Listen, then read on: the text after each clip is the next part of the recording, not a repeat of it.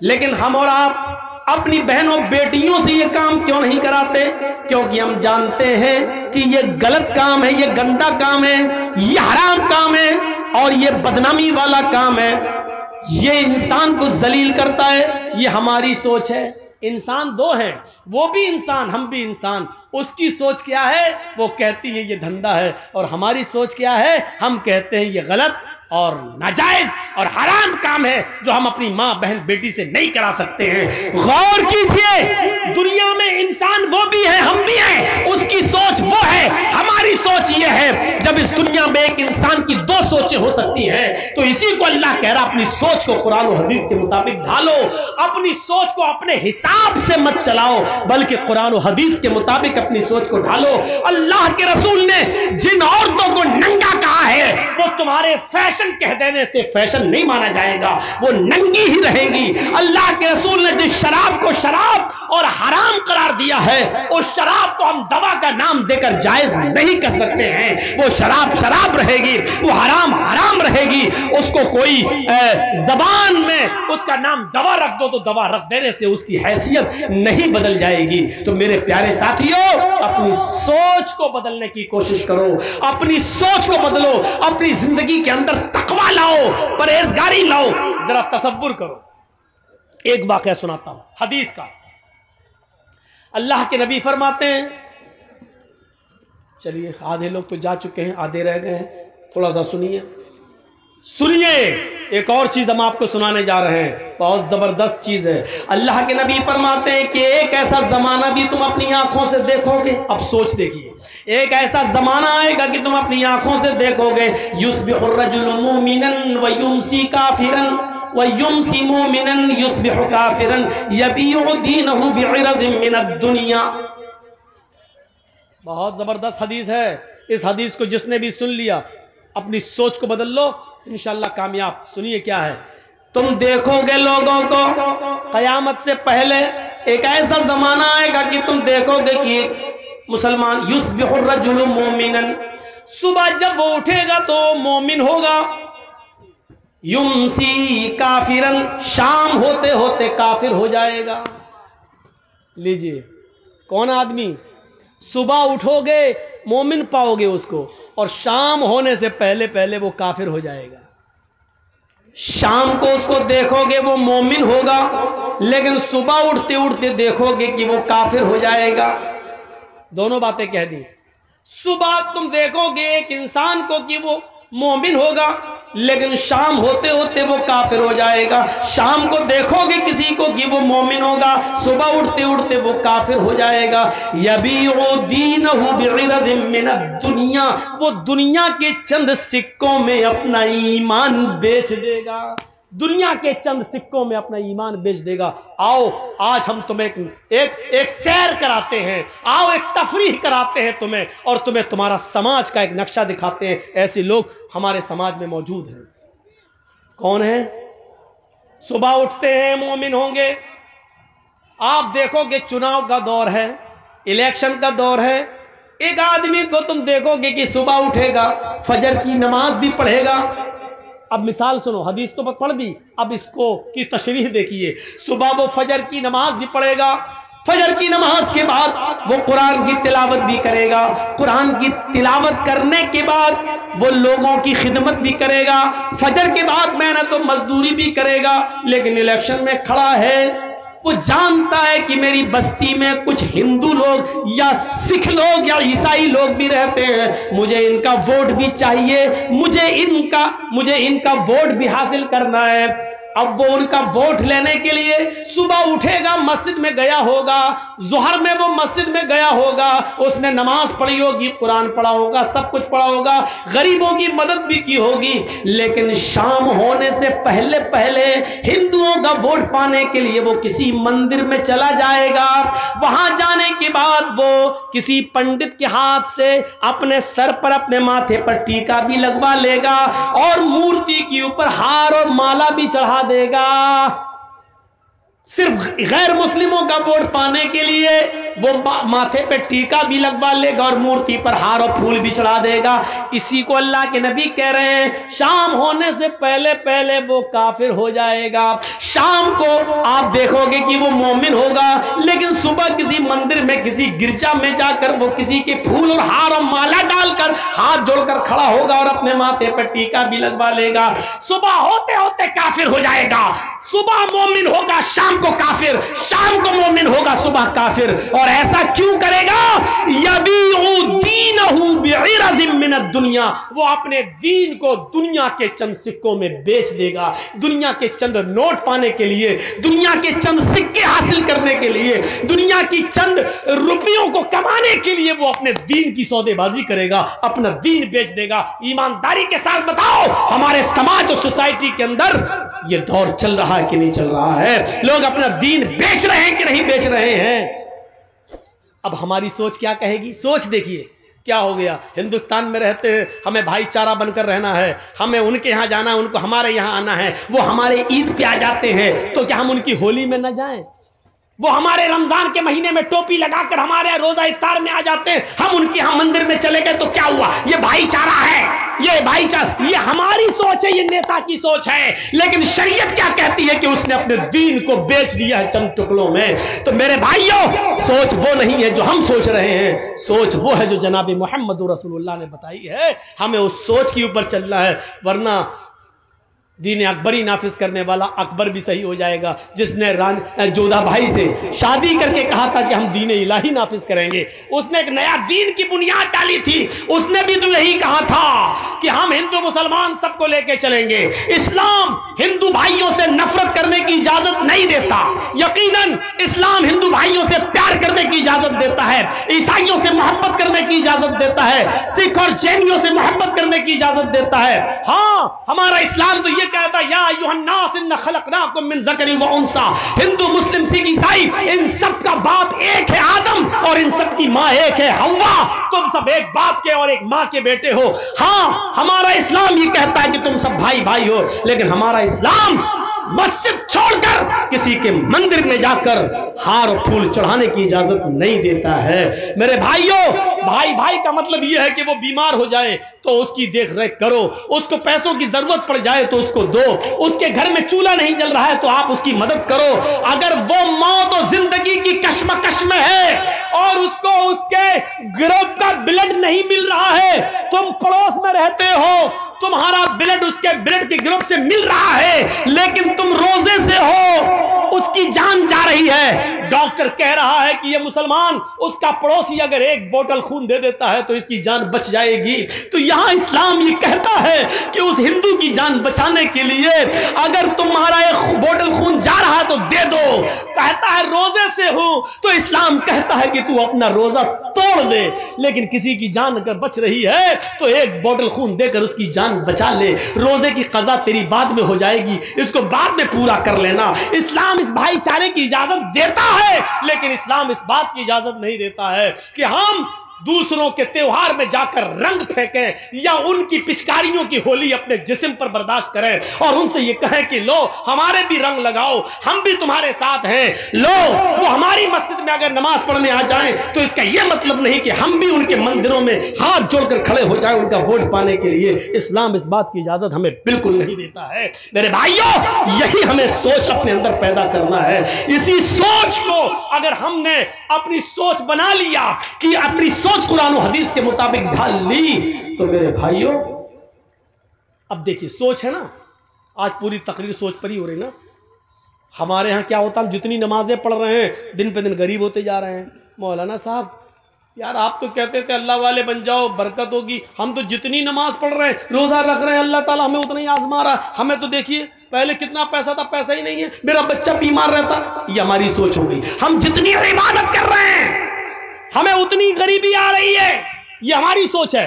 اللہ کے رسول کے زمانے میں ایک صحابی ایمان لائے، پہلے وہ کافر تھے، اسلام لائے، ایمان لائے، انہوں نے نماز پڑھنا شروع کی. جب نماز پڑھنا شروع کی تو ان کو خوب برکتیں ہوئی، خوب مال و دولت ان کو ملنا شروع ہو گیا.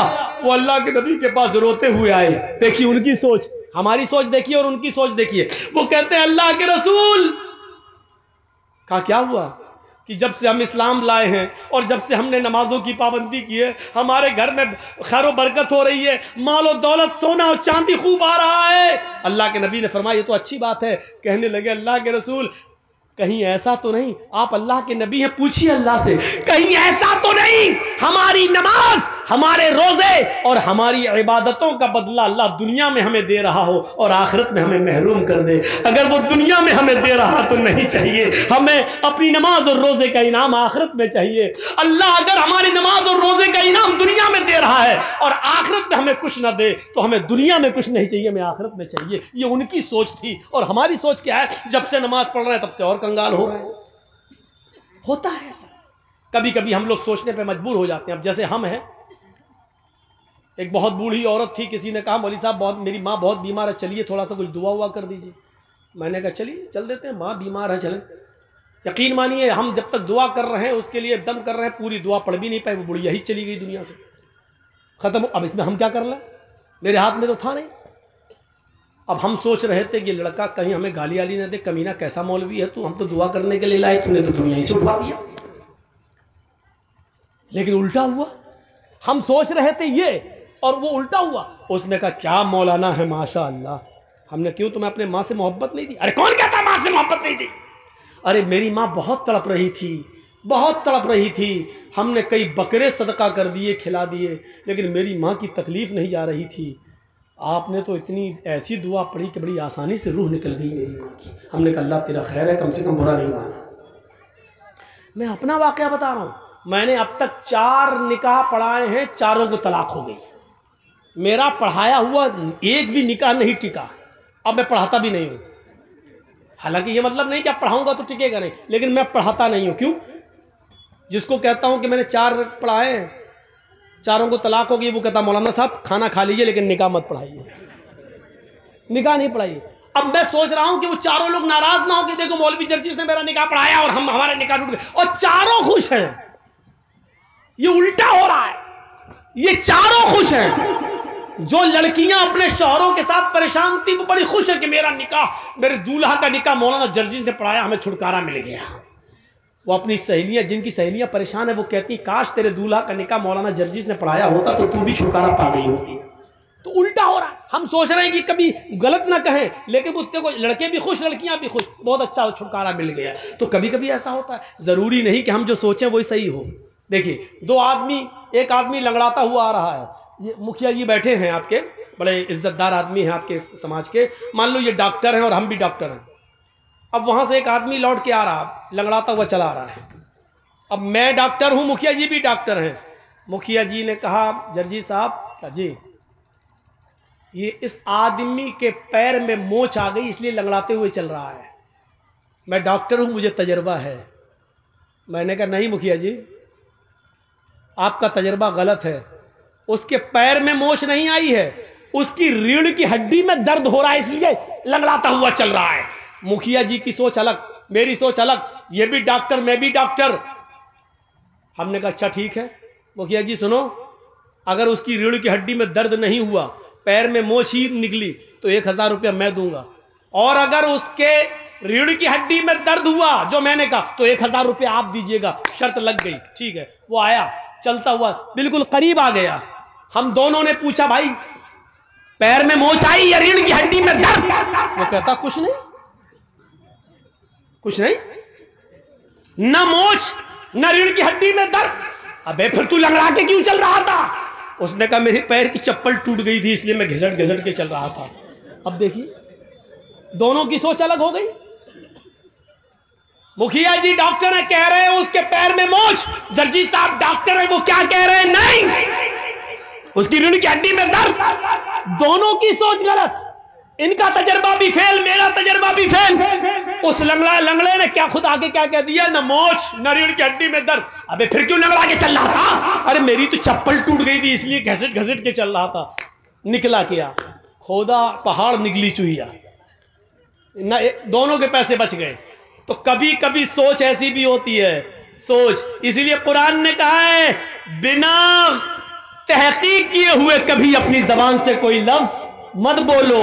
اذا جاءکم فاسق بنبأ، جب تمہارے درمیان کوئی سماج کا برا آدمی کوئی بری خبر لے کر آئے, کسی کے بارے میں کہ فلاں ایسا کر رہا تھا, تو ایک دم اس کی بات مت مان لو, بلکہ تحقیق کر لو. آپ کو معلوم ہے امام اوزاعی رحمۃ اللہ علیہ بہت بڑے بزرگ گزرے ہیں, ذرا دیکھیے ان کے گھر میں ان کی بیوی سے ملنے کے لیے ان کے گاؤں کی ایک عورت آتی ہے اور صبح صبح دروازہ کھٹکھٹاتی ہے. امام اوزاعی رحمۃ اللہ علیہ فجر کی نماز کے بعد قرآن کی تلاوت کر رہے تھے چٹائی پر بیٹھ کر, انہوں نے دروازے پہ دیکھا کوئی آیا ہے, دروازہ کھولا تو سامنے گاؤں کی عورت کھڑی ہے.